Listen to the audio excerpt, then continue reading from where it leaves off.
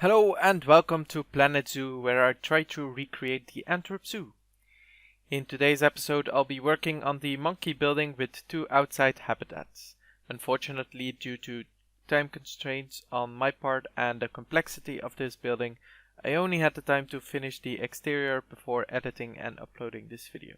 But do not worry, I will definitely show a finished interior in a next video. Now, about the history of this building. This monkey building is one of the more recent additions to the zoo, being finished in 1978 and designed by architect René Groosemans. And there used to be a monkey palace on the same spot, but that got demolished. As mentioned in the previous video, the proximity to the Latteria or the Melkerij dairy farm basically was thought as a good thing and thought to prevent tuberculosis in monkeys. As you can see on screen right now, I'm using a lot of rocks for this exterior habitat, and I'll show a picture on screen right now as well of the actual habitat in real life. You can see that all these rocks and the plants on top were used or are used to hide the building behind for the visitors, and even in the interior, I'll show some pictures on screen right now. They try to recreate like local habitats of these animals. Of course, it's not really that accurate.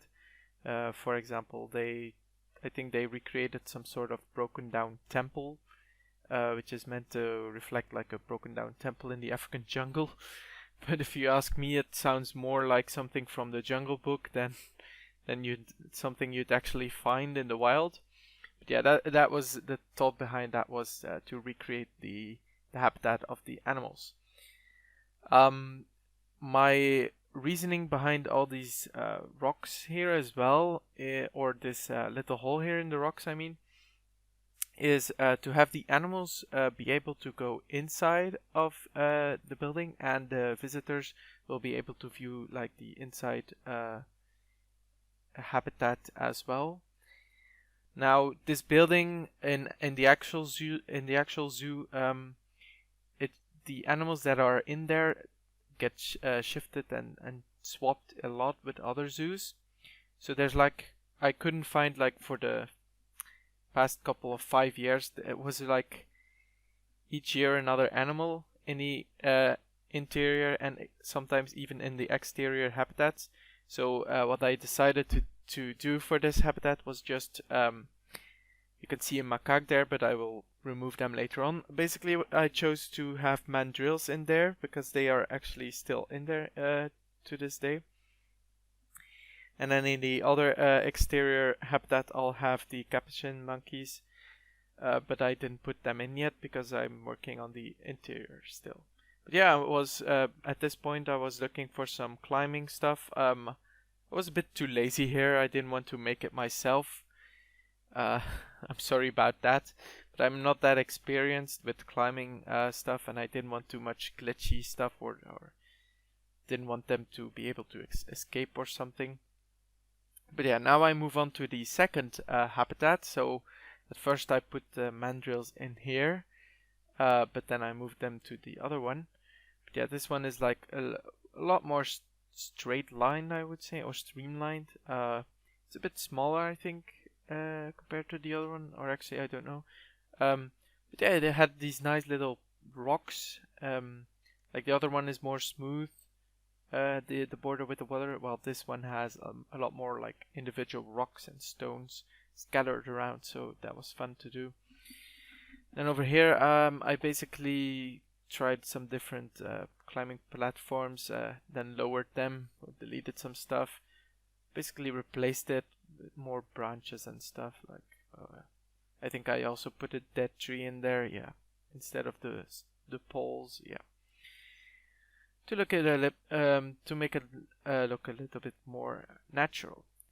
Now at this point, I finish off the barrier, of course, but I had a lot of difficulty trying or finding like reference pictures of how this entrance to the building looked like. So I had to look on YouTube, at actual people going into the zoo and stuff like that, and I eventually managed to find something, but I think my scale didn't really work out that well. But I'm not worried about that because we're in a corner of the zoo. We can use as much space as we want. But now I'm putting in all this foliage, which basically helps to hide the eventual building that comes behind it. Now I did make the building off camera, so it's not going to show up on the time lapse here. But I'll switch now to some in-game footage, and I'll show you exactly what I have built off camera. So I'll see you there. Alright, so we're having a little look at what we did do here between this time lapse and the next. So this is what you saw in the time lapse, this little like island for the monkeys. I put in the mandrills already in here, and probably put in some more monkeys over here as well. But what I did off camera was build the building behind it. There's not much on the back side, as you can see. There's not much on the roof as well, because what we will do now, or try to do in the next time lapse, is do the interior of this building. Like right now it's not decorated at all, and I had some temporary staff entrances to the habitats over here. But what we will do now is actually go in there and build the interior of the monkey house and try to get it as accurately as I can. So enjoy that time lapse. So in that little piece of footage, I I was still optimistic that I could finish the entire interior, but of course that was recorded before I realized that I wouldn't have enough time. Now I'm working on this wall here, and I'll eventually put up a custom sign here or something, because what this wall has in the zoo, it's like a little family tree of monkeys and apes and humans and stuff. And right now we are getting to the window, or one of the windows that I managed to finish before I had to upload this video.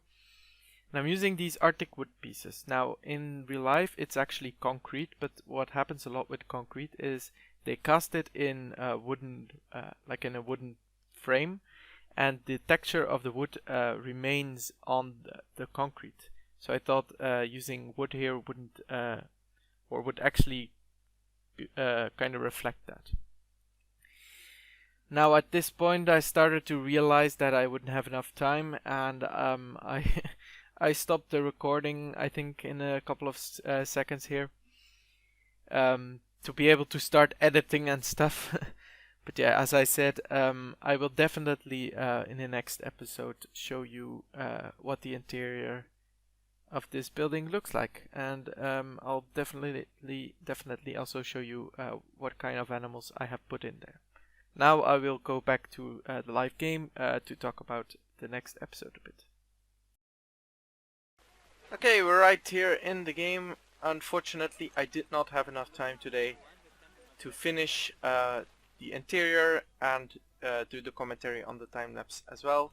So I just chose to leave it at this, and next episode I'll make sure to finish this off, probably off camera, and then I'll show it at the beginning of next episode.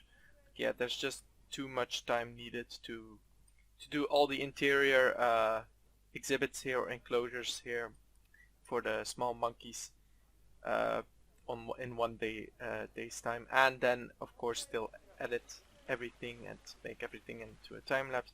There's just not enough time. So we have basically finished the mandrill habitat outside here. I'll probably put in the capuchin monkeys, or how are they called? Let me quickly check how they are actually called. Not the bonobos, not the orangutans, here, the Colombian white-faced capuchin monkeys. Those are probably gonna go here. Because the zoo, the Antwerp Zoo, really shifts their monkeys around a lot. They moved them to the Plankendal Zoo, another zoo in Belgium. So that's why there's not really a set type of monkey in this exhibit. But I have chosen to go with the mandrills and then of course the capuchins over here. Next episode I'll make sure to show them at the beginning and the interior of this monkey building as well. Now, next episode I will most definitely work on the koala enclosure that is right over here, and then after that I will probably move on over here and then can do the rest of the zoo. Now, if you like this video, please consider dropping that like button, and if you want to see more, please subscribe. See you next time. Bye!